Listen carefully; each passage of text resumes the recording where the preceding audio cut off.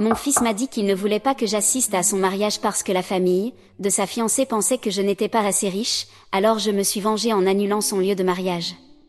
Je, femme de 50 ans, ai été une mère célibataire pour mon fils de 25 ans et je l'ai élevé seule depuis sa naissance. Malheureusement, mon mari est décédé alors que j'étais enceinte de lui, il a eu un anévrisme pendant son sommeil et quand je me suis réveillée, il était déjà parti. Depuis lors, je l'ai élevé seule, honnêtement, j'ai sacrifié beaucoup, quelque chose que d'autres parents célibataires peuvent également attester. Je ne dis pas qu'il me doit quelque chose parce que je suis sa mère, mais un peu d'appréciation serait bien. Malheureusement, il m'a dit il y a quelques jours qu'il ne voulait pas que j'assiste à son mariage. Selon sa fiancée et sa famille, je ne paraissais pas assez riche pour m'intégrer avec les gens qui seraient présents là-bas, et cela a été incroyablement douloureux. Alors, j'ai fait quelque chose de vraiment sournois, quelque chose qui n'est vraiment pas dans ma nature, mais je n'ai pas pu m'en empêcher. Tout cela a commencé il y a 2 ans quand il a commencé à sortir avec Zoé. Il l'a rencontrée par des amis, d'après ce que je sais, et elle appartient à une famille assez riche.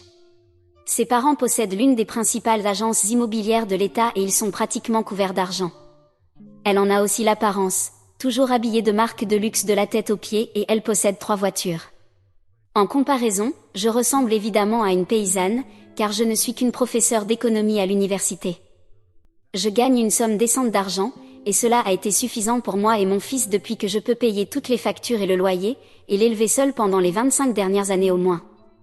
Tout était suffisant pour nous jusqu'à ce qu'il commence à sortir avec Zoé et ensuite, les choses ont commencé à changer et à devenir étranges entre nous.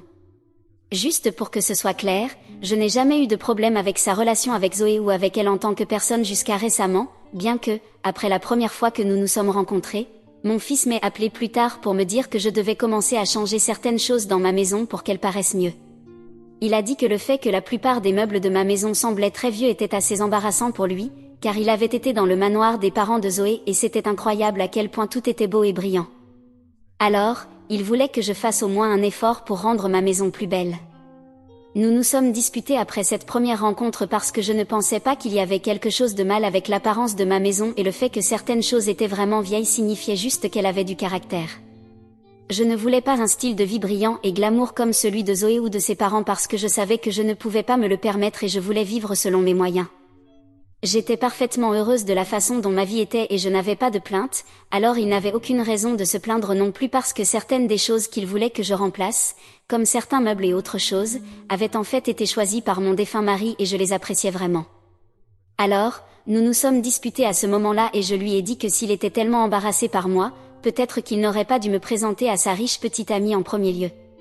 Ensuite, il a réalisé qu'il était un imbécile et s'est excusé plus tard et nous avons pu arranger les choses. Mais après cela, il n'a jamais ramené Zoé chez moi et je ne l'ai rencontré que quelques fois, et j'ai rencontré ses parents une fois quand ils se sont fiancés et j'ai assisté à la fête qu'ils ont organisée. Même alors, mon fils avait beaucoup à dire sur la façon dont j'étais habillée et il a dit que c'était une fête de fiançailles, donc je devais faire plus d'efforts sur ma tenue, mais selon moi, j'étais habillée parfaitement bien. Je ne suis pas stupide, je pouvais dire que son vrai problème était que je n'étais pas habillée en marque de luxe et que je portais juste des choses que je pouvais me permettre, mais je suppose qu'il avait trop peur de le dire. De toute façon, j'ai essayé de ne pas m'en préoccuper, bien qu'il ait commencé à être très distant avec moi depuis qu'il m'a présenté à Zoé, j'ai toujours essayé de rester en contact avec lui. Alors, il y a 3 jours, il m'a rendu visite et m'a dit qu'après que Zoé et ses parents m'ont rencontré à la fête de fiançailles, il ne pensait pas que je m'intégrerais avec la foule qui serait présente à leur mariage, car ce seraient principalement leurs amis et d'autres associés commerciaux qui travaillaient avec ses parents. Aucun des membres de sa famille ne serait présent, et comme les parents de Zoé finançaient la majeure partie du mariage, il pensait qu'il serait préférable de respecter leurs souhaits. Il a même dit qu'il ferait une cérémonie privée plus tard et que j'y serais invitée, mais pour l'instant, il voulait juste que je comprenne d'où il venait parce qu'en fin de compte, il ne voulait pas que je me sente déplacée. J'ai été très blessée quand il a dit cela et j'ai commencé à pleurer, mais ensuite il est devenu très exaspéré et a dit qu'il n'y avait rien à pleurer parce que c'était juste un fait que je ne paraissais pas assez riche pour m'intégrer là-bas et qu'il ne voulait pas que je m'embarrasse ni moi ni lui. Il m'a dit qu'il espérait que je comprendrais, mais que j'étais juste égoïste en ne me souciant pas de son image devant ses beaux-parents. Une fois que j'ai arrêté de pleurer, je lui ai dit de sortir de ma maison et de ne jamais revenir. Il a essayé de discuter, mais je lui ai simplement crié dessus et lui ai demandé de partir. Une fois que cela a été terminé, j'étais encore assez bouleversée, alors j'ai décidé de faire quelque chose dont je ne suis pas sûre que c'était la bonne chose à faire ou non. Il y a quelques semaines, je l'avais en fait aidé à obtenir le lieu qu'il voulait pour son mariage quand je l'ai appelé pour voir comment il allait. Il y a quelques semaines, il m'a dit qu'il avait des difficultés à finaliser le lieu. Apparemment, l'endroit qu'il voulait était quelque chose que Zoé avait en tête et ce n'était pas quelque chose qui avait été inclus dans les propriétés que les organisateurs de mariage leur avaient montrées, mais c'était un endroit vraiment magnifique, un peu en dehors de la ville. Cependant, le propriétaire n'était pas disposé à le louer et refusait de les laisser se marier là-bas. Il essayait de négocier avec cette personne depuis longtemps, avec les parents de Zoé, mais cette personne refusait simplement de céder, peu importe combien d'argent ils offraient, et Zoé était tout aussi têtue. Elle refusait de considérer tout autre endroit.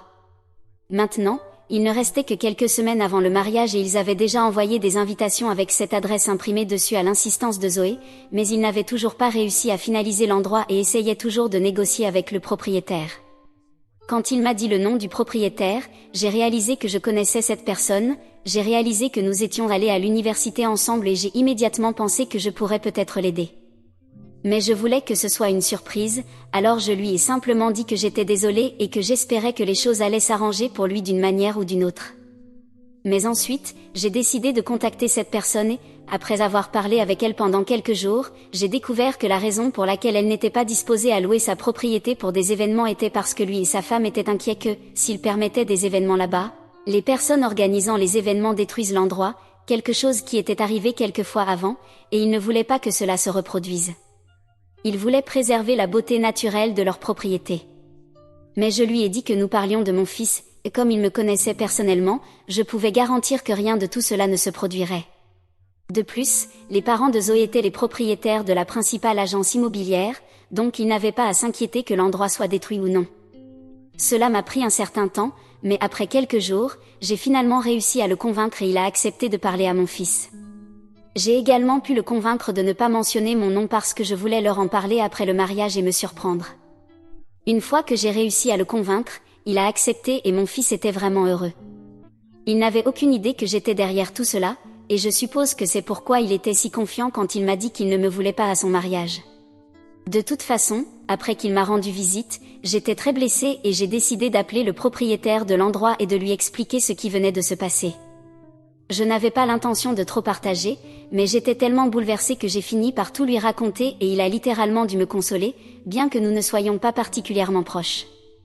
Mais lui et sa femme ont été très gentils avec moi et m'ont dit qu'ils allaient se retirer de l'accord parce qu'ils ne voulaient rien avoir à faire avec une personne si ingrate. Je les ai remerciés. Le lendemain, ils m'ont dit qu'ils avaient rendu l'argent qu'ils avaient pris à l'avance et informé mon fils qu'il ne pourrait plus louer leur propriété. Donc, ils ont dû chercher un autre endroit. Apparemment, les parents de Zoé étaient furieux et ont même menacé de les poursuivre en justice, mais ils ont dit qu'ils ne se souciaient de rien de tout cela. Il restait encore 2 semaines avant le mariage et les documents qu'ils avaient signés indiquaient clairement qu'ils étaient parfaitement en droit d'annuler jusqu'à 1 semaine avant l'événement, alors ils ne pouvaient pas les poursuivre en justice parce qu'ils avaient respecté le contrat. Ce n'était pas leur faute si leur avocat n'avait pas lu les petits caractères dans l'urgence, alors maintenant ils n'avaient pas d'endroit et je me suis sentie assez vengée. Tellement que j'ai décidé de mettre tout cela dans une lettre et de l'envoyer à mon fils.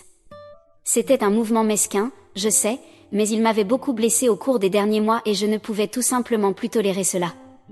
Alors, j'ai tout expliqué dans ma lettre et, au lieu de l'envoyer par la poste, je suis allée chez lui cette même nuit, j'ai frappé à la porte et laissé la lettre sur le seuil avant de retourner chez moi.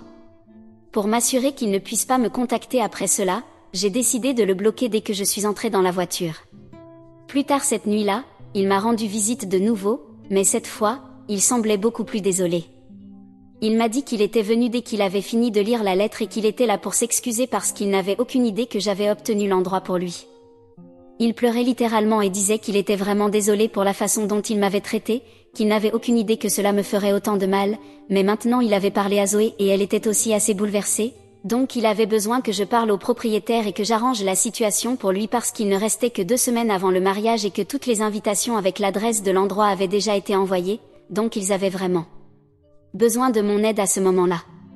Il a commencé à me supplier de l'aider, mais je lui ai dit que la façon dont il m'avait traité pendant les derniers mois depuis qu'il avait commencé à sortir avec Zoé était absolument inacceptable et que les choses qu'il avait dites étaient très blessantes, Donc je ne pensais pas vouloir avoir quoi que ce soit à faire avec lui après cela parce que je croyais que j'avais élevé un bon homme, mais il avait été extrêmement superficiel et avait décidé de se ranger du côté de sa fiancée et de ses parents plutôt que de sa mère.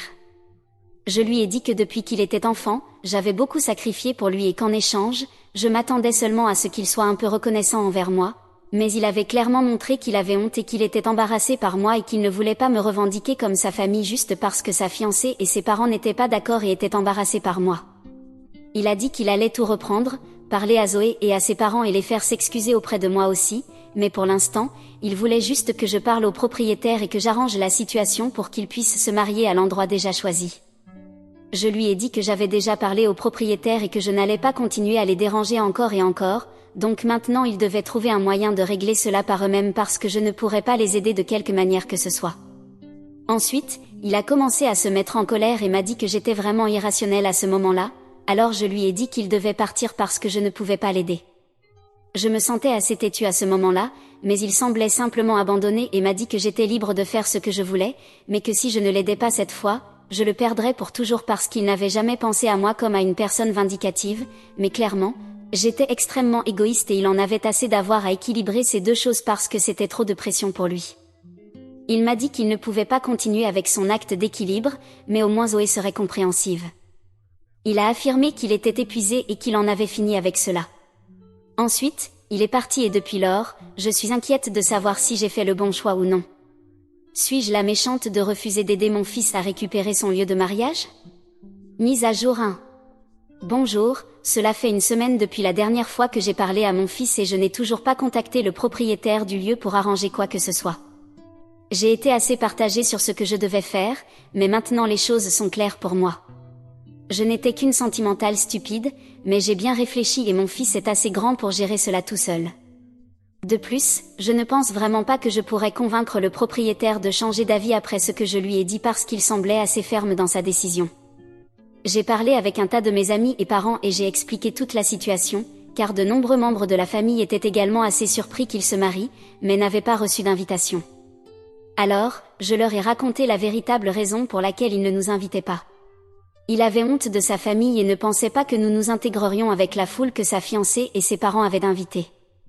Les gens étaient vraiment offensés et quand je leur ai raconté ce que j'avais fait avec le lieu et tout, ils semblaient penser que c'était une réaction appropriée de ma part.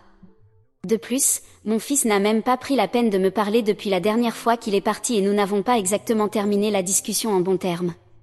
S'il pensait vraiment que c'était assez important, il m'aurait contacté une fois de plus.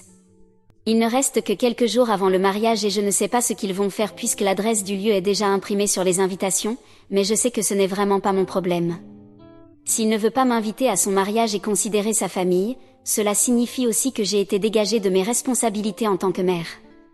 Alors, j'essaie toujours de traiter cela émotionnellement parce que c'est assez difficile, car tout au long de ma vie, tout ce que j'ai eu est mon fils en tant que mère célibataire, mais dans mon esprit, j'ai pris une décision et je vais m'y tenir. Mise à jour 2. Bonjour, il ne reste que 4 jours avant le mariage et je n'avais vraiment aucun espoir que mon fils me contacte à nouveau. Mais aujourd'hui, Zoé m'a contactée. C'était assez surprenant qu'elle veuille me parler parce que j'avais supposé qu'elle et sa famille ne voulaient pas de moi à leur mariage en premier lieu, alors pourquoi penserait-elle que je voudrais lui parler?